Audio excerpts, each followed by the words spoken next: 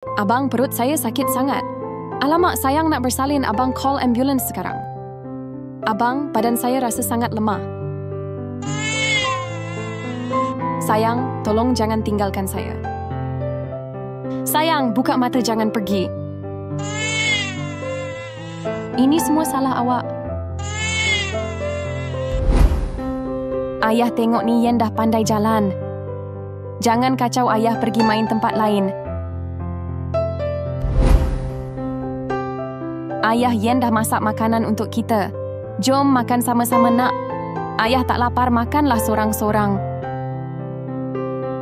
Ayah selalu marah Yen. Sebab ibu meninggal masa lahirkan Yen dan ayah rasa ini semua salah Yen. Ayah tengok ni, Yen dapat A dalam ujian. Ayah sibuk, jangan ganggu. Ayah, Yen doakan satu hari nanti. Ayah akan sayang Yen.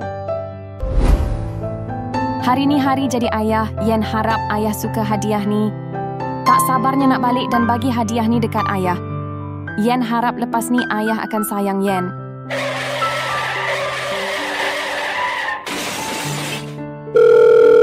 Hello, ya, saya ayah kepada Yen. Hah? Doktor, macam mana keadaan anak saya? Kami dah cuba yang terbaik, tapi kecederaan Yen sangat teruk. Yen mungkin tak ada banyak masa. Saya cadangkan Encik luangkan masa dengan dia sekarang. Yen, apa yang jadi ni? Yen kena langgar kereta masa nak beli hadiah untuk ayah. Yen cuma nak ayah sayang Yen. Hah? Ini semua salah awak. Ayah tengok ni, Yen dah pandai jalan. Jangan kacau ayah pergi main tempat lain. Ayah tak lapar, makanlah sorang-sorang. Ayah sibuk, jangan ganggu. Yen, tolonglah Yen, jangan tinggalkan ayah.